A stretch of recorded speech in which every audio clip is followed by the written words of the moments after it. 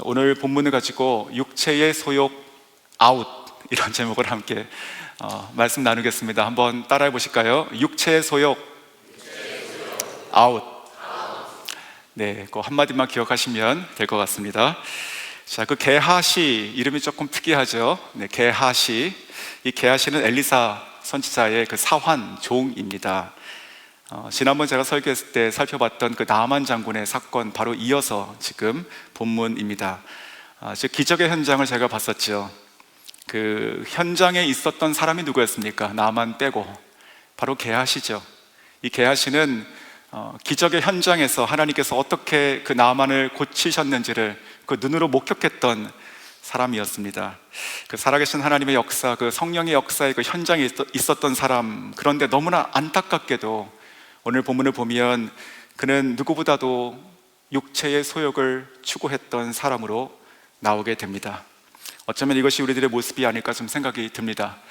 우리가 예수님을 잘 믿고 있죠. 신앙생활 잘하고 있고요. 또 은혜의 현장에 제가 있다 하지만 여전히 우리 가운데 그 육체의 소욕, 이것이 우리들을 얼마나 이렇게 휘두르고 있는가 좀 생각해 보게 됩니다.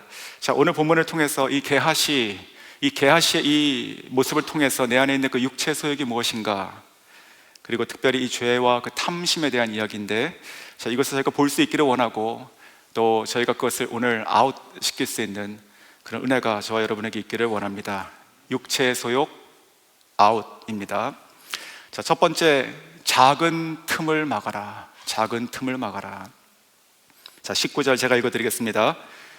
엘리사가 이르되 너는 평안히 가라 하니라. 그가 엘리사를 떠나 조금 가니라. 자, 여기서 지금 이 그라고 하는 것은 나아만 장군을 얘기하고 있습니다. 지금 나아만 장군이 요단강에 7번 몸을 담궜죠. 그리고 올라왔을 때 그 나병 걸렸던 그 피부가 그 어린아이의 살같이 깨끗해졌습니다. 너무나 감사했죠. 기적이었고요. 그래서 엘리사에게 그 예물을 다 주고 싶었습니다. 하지만 하나님의 사람이었더니 엘리사는요, 하나도 받지 않았습니다. 하나도. 그 이유가 무엇이었습니까? 바로 이 모든 되어진 일이 이걸 통하여서 이스라엘 중에 선지자가 있는 줄, 즉 살아계신 여호와 하나님을 그에게 보이려 했기 때문에였습니다. 자, 그 고백대로 그는 하나도 받지 않았어요. 그리고 나서 지금 이게 떠나가고 있는 장면이 오늘 19절이 되는 것이죠. 그가, 즉 나아만이 엘리사를 떠나 조금 가니라. 자, 여기서 이제 조금이란 말을 주목해 보셔야 됩니다. 조금, 아직 멀리 가지 않았습니다. 이 조금이라고 하는 것이 틈이 되는 것입니다. 이 게하시 눈에 들어오게 되는 것이죠. 즉 이 게하시가 아직 그 자기가 눈으로 바라보고 있는 그 지점까지 가고 있는 것이지요. 아직 없어지지 않았어요. 그 잠깐의 그 시간과 그 거리, 그 틈을 타고 육체의 소욕이 이 게하시의 마음속에 훅 들어오게 되는 것이지요. 자, 그래서 게하시는 어떻게 했을까요? 자, 20절입니다. 하나님의 사람 엘리사의 사환 게하시가 스스로 이르되 내 주인이 이 아람 사람 나아만에게만 면하여 주고 그가 가지고 온 것을 그의 손에서 받지 아니하였도다. 자, 20절 자체가 저는 굉장히 아이러니라고 생각이 듭니다. 왜냐하면 지금 엘리사와 게하시 얘기가 기록이 되어 있는데 이 엘리사는 하나님의 사람이라고 정확하게 기록이 되어 있죠. 하지만 똑같은 절에 나온 이 또 한 사람, 이 게하시는요, 그저 그의 종이라고 되어 있지만 그의 사람의 그 정체는 무엇이냐? 바로 육체의 소욕을 따르는 땅의 사람이었다는 것이죠. 참으로 안타까운 조합입니다. 자, 엘리사도 아직 종이었을 때가 있었죠. 그도 바로 엘리야의 종이었을 때가 있었습니다. 또한 여호수아도 아직 종이었을 때, 즉 모세의 종이었을 때가 있었습니다. 하지만 그들은 어땠습니까? 여호수아는요, 그 모세가 떠났던 그 회막에 남아서 기도했던 모습이었고, 그리고 엘리사는 엘리야를 바라보며 갑절을 구했던 모습이었습니다. 아름다운 빛나는 조합이죠. 하지만 오늘 이 하나님의 위대한 사람 이 엘리사와 게하시의 조합은 전혀 결이 틀립니다. 참 안타까운 것이죠. 자, 그래서 지금 이 사람이, 이 게하시가 마음속으로 자기가 스스로 얘기하죠. 내 주인이 이 아람 사람 나아만에게 면하여 주고 그가 가져온 것을 그의 손에서 받지 아니하였도다. 즉 무슨 말입니까? 틀렸다. 내 주인의 행동이 틀렸다는 것이죠. 자, 여기서도 중요한 것이요, 이 게하시가 지금 스스로 이루고 생각하는 것이죠. 자, 지난번 나아만하고 비슷하죠. 나아만도 내 생각에는 그 생각이 있었죠. 하지만 넘어가서 기적을 봤죠. 하나님께서 일하시고요. 하지만 끝까지 이 계하시는 자기 생각에 걸려 있게 되는 것이죠. 즉, 이 아직 조금 가 있는 그 중에, 아직 그 수레가 내 눈에서 보이는 그 중에 그것이 틈이 되어서 자기 육체의 소욕의 생각이 마음속으로 들어가게 되는 것입니다. 나아만 그가 기적으로 나았는지 정말 아무것도 받지 않아도 되는 것인데 어떻게 이 게하시는요, 어떻게 이것을 부당하게 여겼을까요? 생각해보면 이 게하시는 정말 아무것도 한 일이 없었습니다. 그가 무슨 나병 그 환부를 한번 닦아주기라도 했습니까? 아무것도 안 했어요. 어찌 보면 이 게하시는 유일한 목격자로서 그 요단강에 들어갔다 나오는 것을 직접 봄으로 말미암아 흥분하여 하나님을 찬양하면 가장 할 수 있는 사람이었죠. 하지만 그는요, 이 조금의 이 거리 가운데 스며들어왔던 이 탐욕으로 말미암아 눈이 멀게 됩니다. 자, 그러면서 이 탐욕이 얼마나 무섭게 변하는지 보십시오. 이제 20절 후반부를 보시면 이렇게 기록하고 있죠. 게하시의 말입니다. 여호와께서 살아계심을 두고 내가 맹세하노니 내가 그를 쫓아가서 무엇이든지 그에게서 받으리라 하고. 정말 무섭지 않습니까? 어떻게 육체의 소욕이 하나님의 이름으로 맹세를 합니까? 내가 가서 반드시 뭔가를 내가 가져오겠다. 그것도 여호와의 이름으로 자기가 맹세를 해요.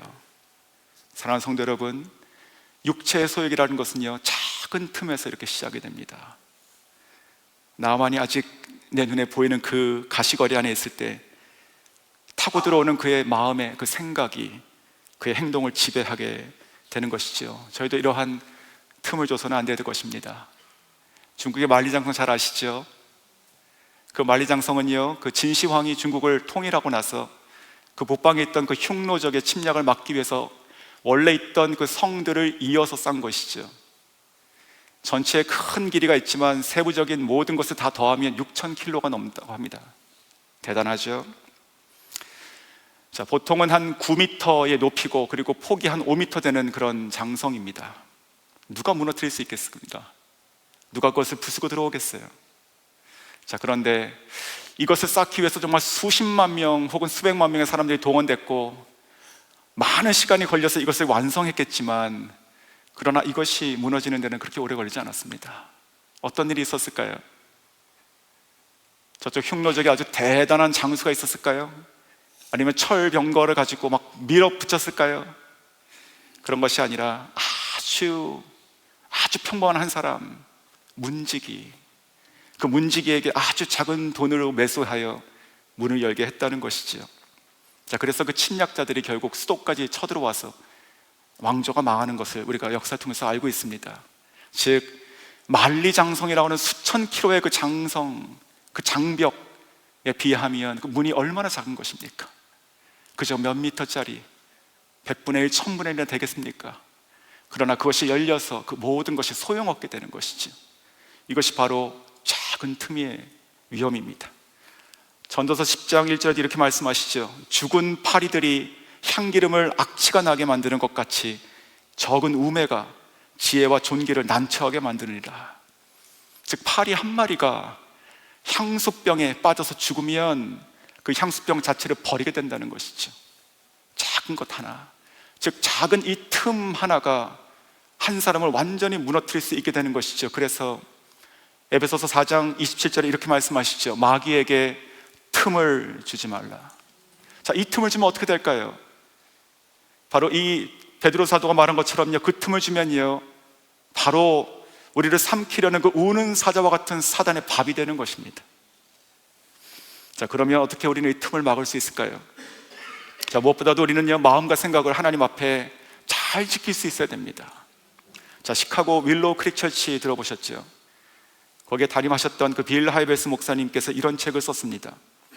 아무도 보는 이 없을 때 당신은 누구인가? 아무도 없을 때 당신은 누구인가? 즉, 우리가 다른 사람 앞에서는 가장 고상하게, 가장 신앙 있는 사람처럼 성령의 사람처럼 우리가 보이려고 애를 쓰지만, 하지만 정작 우리의 아주 가까이 있는 관계에 있는 사람들, 우리 가족, 아니면 아무도 내가 의식할 필요가 없다고 생각하는 그 혼자의 시간, 그때 내가 하나님 앞에 내가 나온다는 것이죠. 그것을 다스려야 한다는 내용이 바로 그 책의 내용입니다.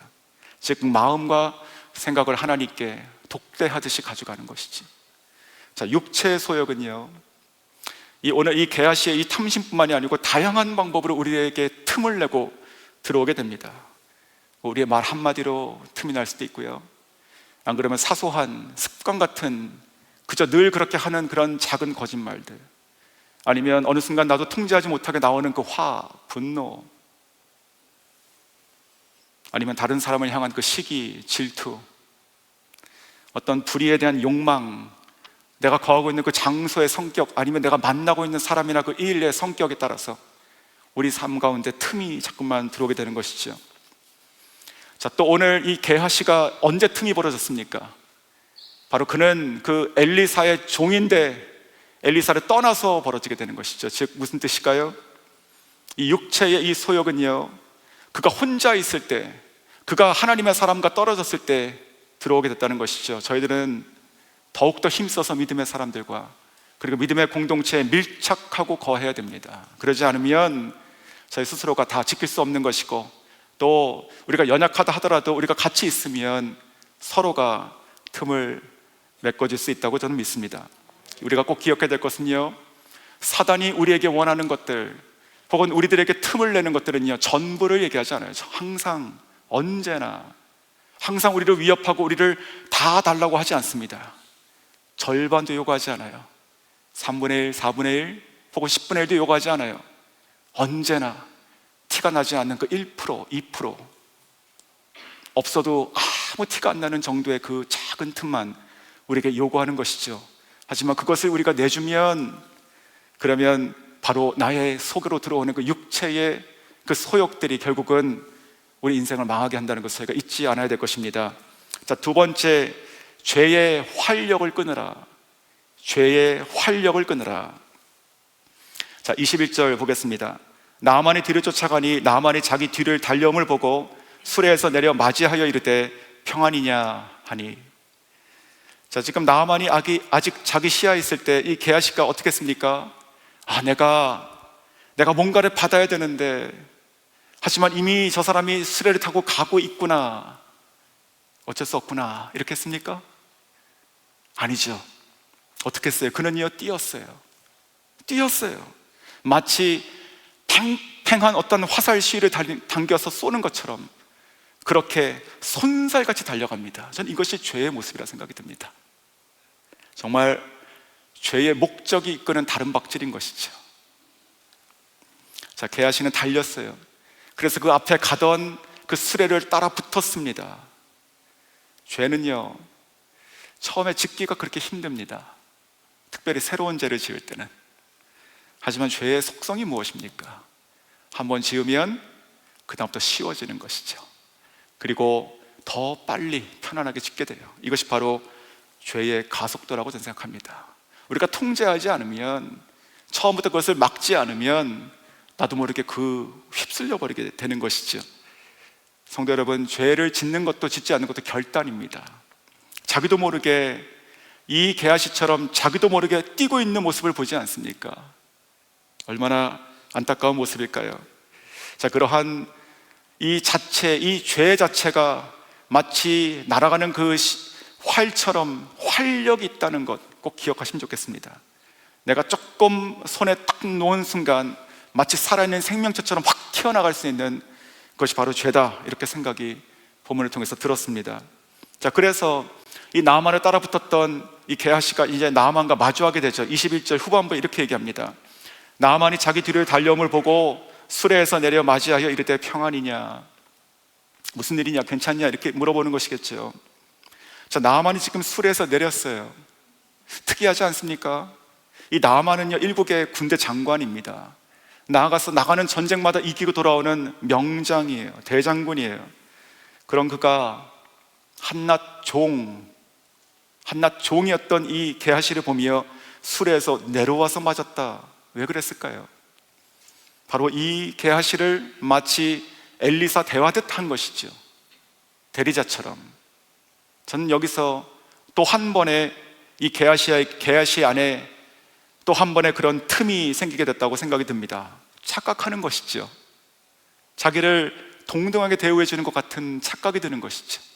마치 자기가 무엇이 된 것처럼 얘기하는 것이. 자, 그렇게 돼서 어떻게 됐냐면 드디어 여기서 선을 넘게 됩니다. 그것이 바로 스승의 이름을 팔게 되는 거예요. 그래서 22절을 읽어드리겠습니다. 그가 이르되, 게하시입니다. 평안하나이다. 우리 주인께서 나를 보내시며 말씀하시기를. 거짓말이죠. 지금 선지자의 제자 중에 두 청년이 에브라임 산지로부터 내게로 왔으니 청하건대 당신은 그들에게 은 1달란트와 옷 2벌을 주라 하시더이다. 거짓말이죠. 자, 이 엘리사가 그런 말 한 적 없어요. 지금 이 게하시가 만들어내는 말이에요. 언제요? 그 장군이 자기 앞에 내려와서 서 있을 때 그렇게 머리가 팍 돌아가는 것이죠. 간사한 것입니다. 자, 여기서도요, 지금 이 게하시가 만들어낸 말 중에서 이 엘리사가 했다고 하는 그 말의 첫 번째 말이 무엇입니까? 그것이 중요합니다. 22절에 이렇게 얘기하죠. 우리 주인께서 나를 보내시며 말씀하시기를. 그 다음 뭐라고 되어 있습니까? 지금. 이것이 왜 중요해요? 조금 전에 이 나아만이 누구를 만나고 떠났어요? 엘리사죠. 그 엘리사가 지금 그때까지 뭘 얘기했습니까? 안 받겠다. 근데 지금은 상황이 바뀌었다고 얘기하는 거예요. 조금 전에는 안 받았는데 맞다. 하지만 지금은 상황이 바뀌었습니다. 저기 에브라임 산지에서 2명의 선지자 생도가 왔으니까 그에게 주라고 하십니다. 이렇게 지금 말을 만들어낸 것이죠. 이 예물을 요구하고 있는데 그것을 엘리사를 위한 것도 아니죠. 선생님이 조금 받아오라고 하십니다. 이것도 아니었죠. 그리고 자기를 위한 것도 아니었죠. 그러니 얼마나 선하게 보입니까? 다른 사람을 위한 것처럼 보이잖아요. 위선이죠.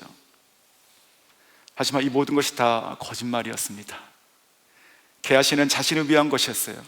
그가 원했던 것이 지금 무엇이었습니까? 은 1달란트, 옷 2벌.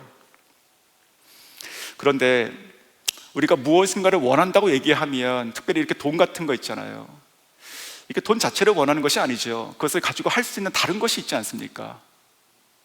근데 오늘 이 본문을 봐도 이 게하시가 진짜 원했던 것이 있는 것 같습니다.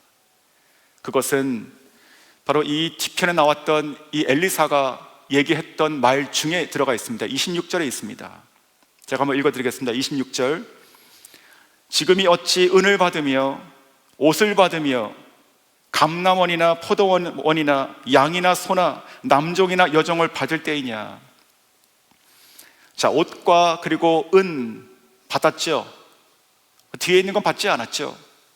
이것이 바로 원하는 것이 아니었을까 생각이 들었습니다. 즉, 이 표현은요, 구약에서 어떤 축복의 그런 표현이기도 합니다. 하지만 저는 이것이 문자적으로 생각했을 때 이 게하시가 꿈꿨던 것이 아닐까 생각이 들었습니다. 즉, 나도 감남원 좀 가꿔보자. 나도 포도원을 좀 가져보자. 양도 키워보자. 소도 기르자. 나도 남종이나 여종을 좀 부리고 살아보자. 내가 언제까지 이렇게 살 것인가? 라고는 마음이 아니었을까요? 그것을 위한 작은 시드머니 같은 거죠. 은 1달란트만 주십시오. 속에 그렇게 탐심이 가득한 것이라 생각이 들었습니다. 사랑하는 성도 여러분, 이 육체의 소욕은요, 그 자체가 살아있어요. 나도 모르게 풀어놓으면 이것이 막 발전해요. 작은 틈으로 들어온 것은 누룩처럼 온몸에 퍼지고 나의 생각과 행동을 바꾸게 됩니다. 그리고 마치 이제는 내가 통제할 수 없는 마치 쏘아진 화살 같은 그 활력 있는 것으로 바뀌어버려요. 자기도 모르는 말들이 막 나오는 것이에요. 그리고 나를 다름박질하게 만듭니다. 주를 위해서, 십자가를 위해서 다름박질하는 것이 아니고 내가 죄를 따라서, 육체의 소욕을 따라서 내가 반드시 이루라고 하건 그런 맹목적인 삶으로 만들게 되는 것이죠. 하지만 우리는요, 우리 안에 있는 이 육체의 소욕, 이 죄의 활력을 반드시 말씀으로, 성령으로 끊고 살아야 됩니다.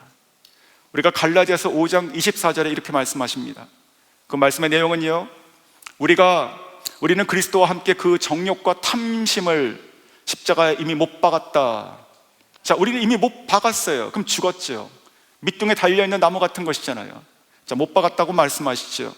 그래서 더 이상 죄는요, 우리 안에 유혹과 어떠한 영향은 있지만 근본적으로 우리를 지배할 수 없다는 것을 알아야 되는 것이에요. 그 권리 그리고 그 힘을 이미 잘렸다고요. 또한 우리 교회 우리 올해 표어인 그 갈라디아서 5장 16절 말씀도 어떻습니까? 우리가 성령을 따라 행함으로 내 안에 있는 육체의 소욕을 소멸시킬 수 있다고 말하지 않습니까? 바로 우리가 성령을 따라 행하면 우리 안에 있는 아무리 그 죄의 활력이 있는 것처럼 보이는 그 죄성이 소멸된다고요. 내 안에 이 말씀을 순종해서 정말 이 말씀의 이 살아있는 활력으로 이 죄에 죽이는 이 활력을 우리가 멸할 수 있다는 말인 것이죠. 비록 우리는 아직 육체 가운데 거하고 있으면서 여전히 죄의 유혹에 넘어지기도 합니다. 하지만 그 또한 우리의 연약함이죠. 그 연약함을 알고 도우시는 분이 또 누구십니까? 바로 우리의 성령 하나님이시죠. 우리가 찬송가 191장에 이런 가사가 있습니다. 잘 아시는 것이죠. 좁은 길 걸으며 밤낮 기뻐하는 것은 주의 영이 함께함이라. 자, 이 고백처럼 우리가 날마다 살아갈 수 있기를 주님의 이름으로 축원합니다. 자, 마지막 세 번째, 죄의 덫에서 나오라. 죄의 덫에서 나오라. 자, 은 1달란트 그리고 옷 2벌. 자, 이것을 달라고 달라는 말을 들었던 이 나만이 이제 어떡합니까? 자, 그의 대답이 23절인데 저는 22절에 이 게하시가 그 얘기를 하고 그리고 23절에 이 나만이 대답하는 그 짧은 순간이 아마 이 게하시에게 있어서는 가장 긴장되고 긴 시간이 아니었을까 생각이 들었습니다. 어떻게 대답할까? 자, 23절에 이렇게 대답하죠. 나만이 이르되 바라건대 2달란트를 받으라 하고 그를 강권하여 은 2달란트를 2전대에 넣어 매고 옷 2벌을 아울러 2사환에게 지우매 그들이 게하시 앞으로 지고 가니라. 정말 잘 풀렸죠. 그렇지 않습니까? 다 받았어요. 아니, 오히려 갑절로 받았습니다. 자, 은 2달란트 2전대 가득 채운 그 소리를 들으며 걸어올 때 얼마나 행복했을까요, 게하시가. 그런데 23절을 보시면요, 이것은 행복이 아니라 덫이죠. 덫. 이 게하시가 지금 걸려든 덫을 봐야 되는 것이에요. 왜 그럴까요? 자, 그의 말을 듣고 나하만이 처음 한 말이 무엇이었습니까? 바라건대. 오히려 부탁하고 있어요. 즉, 게하시야, 어찌 그것만 내가 주겠느냐? 은 1달란트가 아니라 너가 생도 2이라고 했으니 2를 가지고 가라. 부탁이다. 이렇게 얘기했을 것입니다. 왜 그렇게 우리가 이해할 수 있냐면 지금 조금 전에 이 엘리사를 만났을 때 이 나만이 다 주려고 했습니다. 근데 하나도 안 받았어요. 근데 지금 이 게하시가 와가지고 그 엘리사가 요청합니다. 하나만, 이렇게 얘기했죠. 그러니까 하나만 줘야 될 것 같지 않습니까? 그 사람의 성격을 아니까. 그래서 이 사람이 오히려 지금 부탁하고 있는 거예요. 2개를 가져가라. 2개를 가져가라. 자, 그런데 여기서 지금 우리가 또 이 게하시의 모습을 보면요, 숨어있는 모습이죠. 강권했대요. 무슨 뜻입니까? 강권했대요. 자, 2개를 가져가십시오 하니까 고맙습니다 이렇게 가져온 것이 아니란 뜻이죠. 어떻게 했다고요? 아닙니다. 우리 주인이 하나만 가져오라고 했습니다. 아니에요. 하나입니다. 하나. 계속 얘기한 것이죠. 자, 이 모습이 어떻게 보였을까요? 겸손하게 보이죠. 정직하게 보이죠. 다 가짜인 것이죠. 전 여기서 이 모습 보면서 그런 생각이 들었습니다. 이것이 바로 죄의 둔갑이로구나. 너무나 육체 소욕으로 가득 지금 덫에 빠졌는데 그 모습이 겉으로는 완전히 청렴하고 깨끗하고 정직한 사람으로 보이는구나. 오히려 거짓말을 반복하고 있는데 하나라고 계속 반복하고 있는데 그것이 겸손한 것처럼 보이고 있으니 참으로 희한하다, 이렇게 생각이 들었습니다. 게하시는 속으로 원하면서 겉으로는 사양했고, 그리고 이 나만은요 진짜로 주기를 원해서 강권하여서 주게 됩니다. 덫이죠. 자, 그렇게 지금 나아만은 떠났습니다. 그리고 게하시는 자기가 원하는 것에 갑절을 가지고 돌아오고 있는 것입니다. 아주 다급한 마음으로 다른 박질을 해가지고 뛰쳐갔던 그 길을 지금은 자기가 원하는 것의 2배를 가지고 천천히 만족스럽게 돌아오고 있습니다. 자, 그러면서 이제 언덕을 향해서, 즉 이 선지자가 있는 그 집을 향해서 지금 가까이 왔어요. 그래서 어떡합니까? 그 종들을 보내고 그 물건을 받아서 숨기게 됩니다. 24절, 언덕에 이르러서는 게하시가 그 물건을 2 사환의 손에서 받아 집에 감추고 그들을 보내 가게 한 후에, 완전 범죄. 이제 아무도 없어요.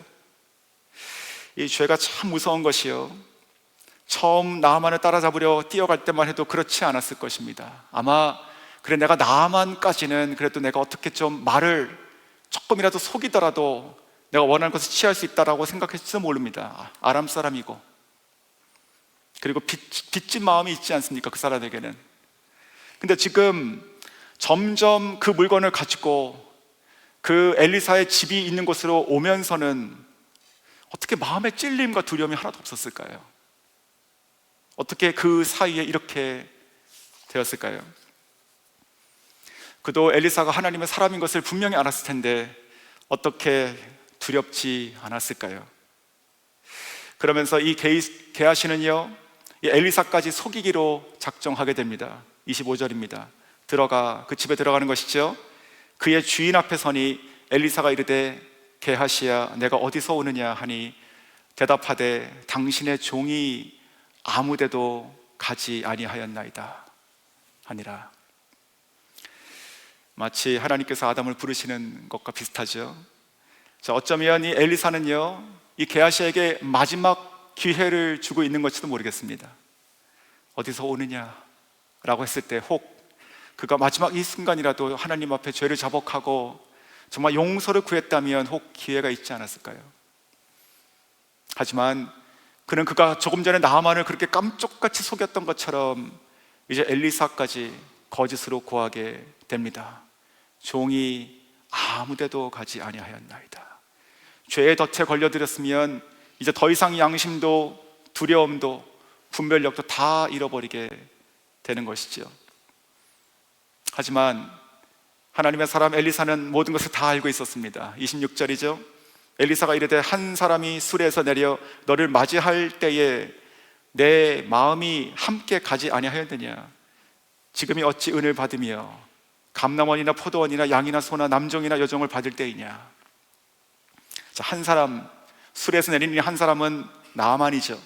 이 나아만을 너가 그를 맞이했을 때 내가, 나의 영이, 내 마음이 너와 함께 하지 않았겠느냐? 참 놀라운 선지자죠. 자, 이어서 이 게하시의 이 육체의 소욕의 결과가 오늘 마지막 구절입니다.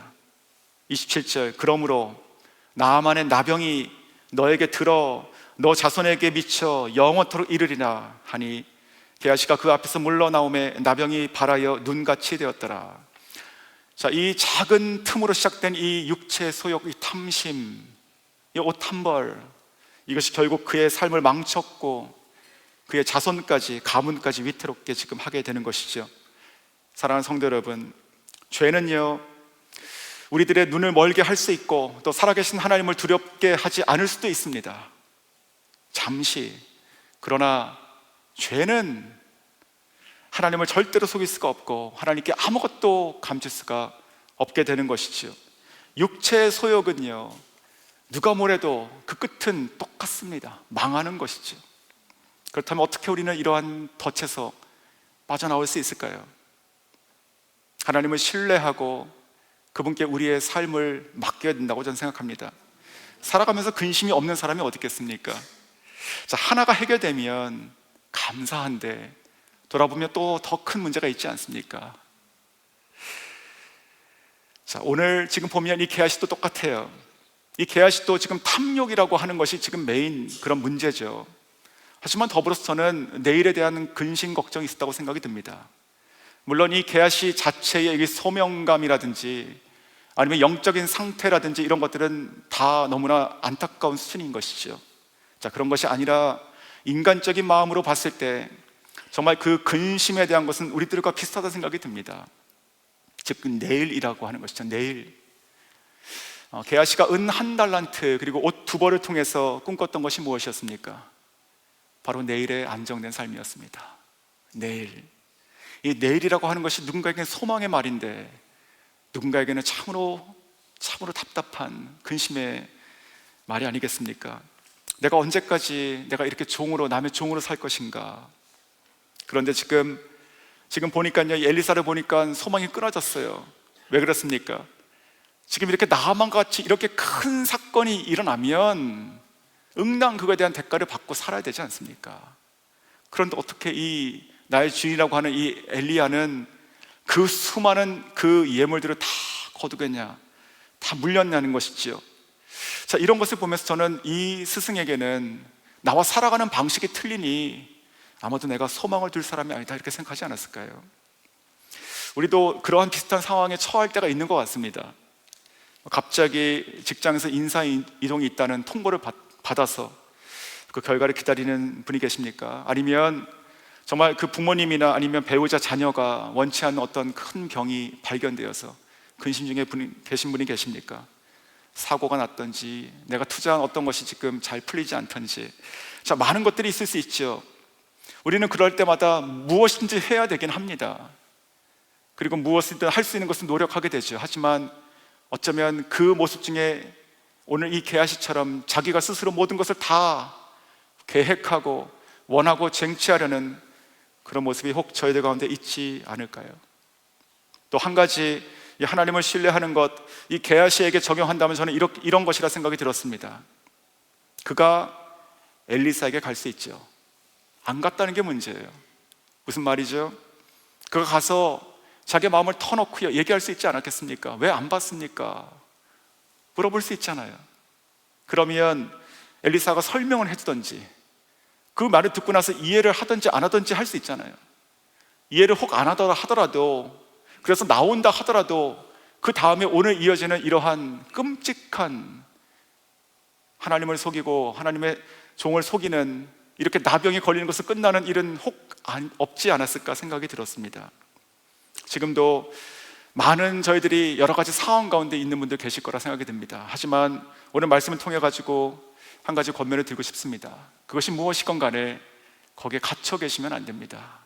그것이 해결되고 그것이 다 풀릴 때까지 있어야 되는 것도 아닙니다. 그냥 눈을 들어서 하나님께 나오셔야 되는 것이죠. 그것이 덫을 나오는 길은 한 가지밖에 없습니다. 그것이 바로 오늘과 내일의 나의 삶의 주인이시라고 하는, 내가 믿는 그 하나님께 그냥 내가 오늘 뛰쳐나오는 것밖에 우리의 인생을 맡길 분이 없다고 저는 믿습니다. 26절에서 보면 이 엘리야가 이 게하시에게 한 말 중에서 한 가지가 굉장히 주목되는 말이 있습니다. 그것은 바로 지금이 어찌라고 하는 말이었습니다. 지금이 어찌, 지금 도대체 왜 이러고 있느냐는 것이죠. 지금이 무슨 때인데 너는 왜 어찌 이러고 있느냐라고 하는 것이죠. 사랑하는 성도 여러분, 지금은요, 지금 우리는 육체의 소욕을 따라서 우리의 힘과 능력으로 애쓰고 살아갈 때가 아닙니다. 지금 우리는 하나님을 더 신뢰하고 나가야 됐다는 것입니다. 오직 믿음으로 살아가기를 작정해야 되는 것이죠. 요한에서 5장 4절에 우리가 잘 아시는 말씀인 것이죠. 하나님께로부터 난 자마다 세상을 이길 것이며 세상을 이기는 것은 우리들의 믿음이다. 이 말씀을 고백하는 저 여러분 되시기를 주님의 이름으로 원합니다. 자, 오늘 시골 교회에 있는 이름 없는 한 할아버지의 소박한 이야기를 나눠드리고 말씀을 마치겠습니다. 자, 이분은요, 어렸을 때부터 남의 집에 머슴으로 살았던 분입니다. 한국의 옛날 분이신 것이죠. 문자적으로 종이었습니다. 종. 그래서 그는 가진 것도 없었고 배운 것도 없었습니다. 그저 이 집에서 몇 년, 저 집에서 몇 년 다니면서 남의 일을 도우며 그렇게 한평생 사셨습니다. 그러던 중에 하나님의 은혜로 이분이 노년이 되어서 예수님을 영접하게 되었습니다. 그리고 그 이후에는 매주 예배를 빠지지 않았고 열심히 교회를 섬기는 삶을 사셨습니다. 그러나 하나님께 드릴 많은 재물도 없었습니다. 그리고 재능도 없었습니다. 하지만 이 할아버지에게는 항상 기쁨이 있었어요. 그리고 이 할아버지는요, 그 교회에 매주 나가서 하는 굉장히 작은 그만의 한 가지 일이 있었습니다. 한 번도 거르지 않는 한 가지 일. 그것은 바로 매일 주일 아침 8시가 되면 그 시골교회, 그 교회 옆에 있는 작은 그 사택의 문을 두드려서 그 목사님께 주보를 받아서 교회 맨 뒤편에 가서 앉아서 주보를 정성스럽게 접는 일이었습니다. 그리고 또 주일학교가 끝나면 그 예배당을 청소하고 의자를 정리하는 일이었습니다. 정말로 한평생 그분이 살아왔던 것처럼 종처럼 그렇게 교회를 섬기며 주님을 섬기며 다른 아무런 욕심 없이 그렇게 하나님 앞에 자신을 드렸던 분이었습니다.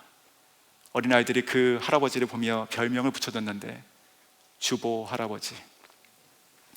사랑하는 성도 여러분, 육체의 소욕 무엇이든지 우리의 삶을 망치게 됩니다.